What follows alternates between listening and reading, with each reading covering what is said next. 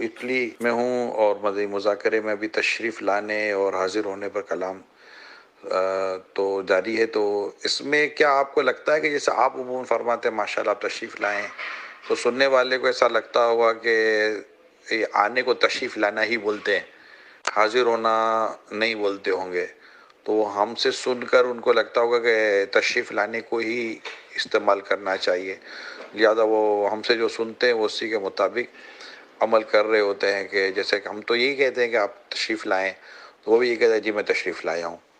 کیا یہ بھی ہو سکتا ہے؟ بہت کچھ ہو سکتا ہے.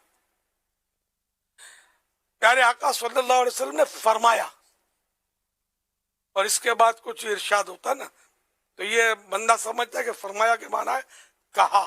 ٹھیک ہے نا. آپ خوبصورت لفظ بولنے والے کے لیے یہاں بھی ہے تو موقع تو بولتے تو نا. میں ابھی آپ سے فرما رہا تھا اور آپ ابھی عرض کر رہے تھے، تو چل تو رہی ہوتی ہے. تو اسی طرح یہ کہ وہ کوئی بڑا کہے تو اس لفظ کو اسی طرح کہہ ڈالنا، یہ بھی کچھ اس طرح کہا تھا. یا کوئی عاجزی کا لفظ کہے تو اسی کو مطلب اپنا کر اسی کا عمل کر لینا. تو یہ بھی ظاہر ہے کہ وہ جمے گا تو نہیں نا. جیسے وہ بہت پرانا ایک واقعہ ہے کہ میرا ایک دوست میرے ساتھ تھا، شاید دعوت اسلام شروع نہیں ہوئی تھی، تو وہ کہیں ہم گئے ہوں گے کسی کے پاس یا کوئی کچھ چیز خریدنے گئے ہوں گے. تو میرا دوست جو تھا وہ تھوڑا شوخ مزاج تھا، ہنسمکھ اور اس طرح وہ خوش طبعی کرنے والا. تو اس نے کسی بات پہ کہا تھا او جی میں تو آپ پہ خادم ہوں. واہ بھائی واہ. اس نے کہا خادم، یہ لو میری یار پاؤں تو دبا دو. اس نے پاؤں آگے بڑھا دیا. اب مانے ہی نہیں مانے. ابھی تو آپ نے بولا خادم ہے تو خادم تو پاؤں دباتا ہے نا. تو یوں مطلب چٹکلا ہوا تھا ایک سچا چٹکلا. تو یہ سمجھانے کے لیے کہ یہ خیر اس نے تو شرارت کی تھی جو میرے ساتھ تھا اس نے، لیکن یہ کہ یہ بھی ہو سکتا ہے. تو یوں جو اگلا عاجزی کرے تو اس کا مطلب یہ تھوڑی کہ ہم وہی الفاظ میں گناہ گار ہوں. تو اب آپ کہیں کہ بھائی گناہ گار کیسے ہو؟ وہ تو مجھے وہ اپنا یاد آیا واقعہ میدان عرفات کا سن 80 میں.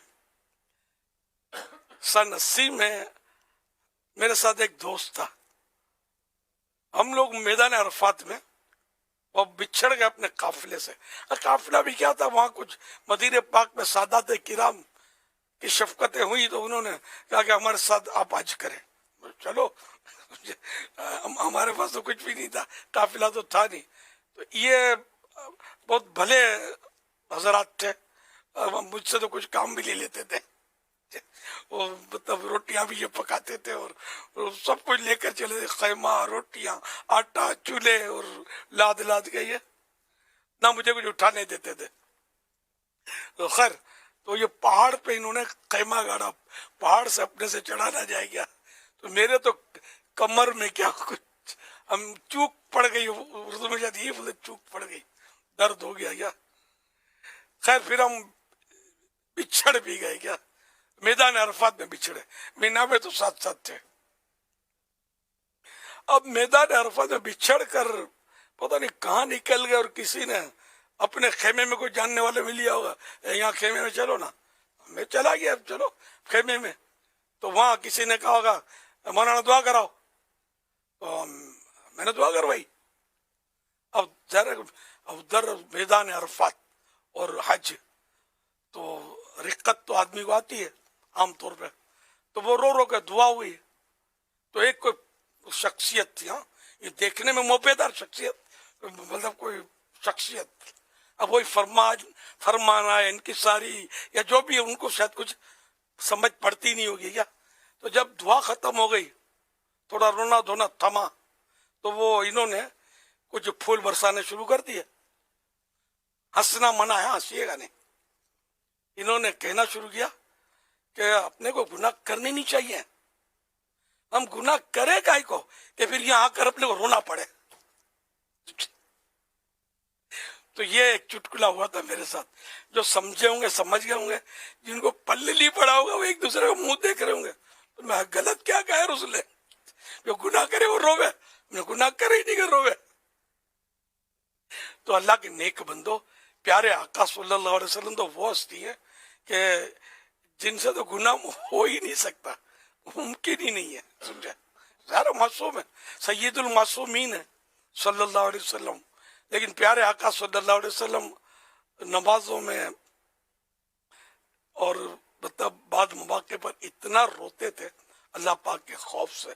خاص کر غالباً نماز کا تذکرہ ہے کہ اس طرح روتے تھے کہ جس طرح وہ سینے مبارک سے ایسی آواز آتی تھی جیسے ہنڈیا جو ہے نا، ہنڈیا چولہے میں جوش مارتی ہے نا، تو اس طرح جیسے ہنڈیا جوش مار رہی ہے. تو پیارے آقا صلی اللہ علیہ وسلم روتے تھے. فاروق اعظم رضی اللہ عنہ نماز میں اس طرح روتے تھے کہ پیچھے صف پہ آواز جاتی تھی رونے کی، اختیار نہیں ہوتا تھا، اتنا روتے تھے. اسی طرح مطلب یہ کہ بزرگان دین کے رونے کے بھی ایک سے ایک واقعات ہیں، صحابہ کرام کے رونے کے ایک سے ایک واقعات ہیں.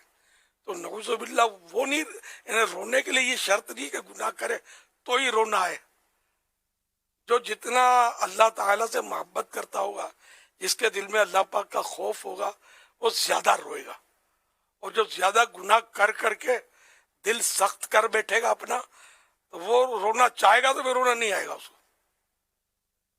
اس لیے میں نے کہا وہ سمجھا دوں کہ کوئی یہ نہ سمجھے کہ مطلب اس نے کیا غلط کہا، گناہ نہیں کرنا چاہیے تھا جو پھر رونا پڑا سب کے سامنے.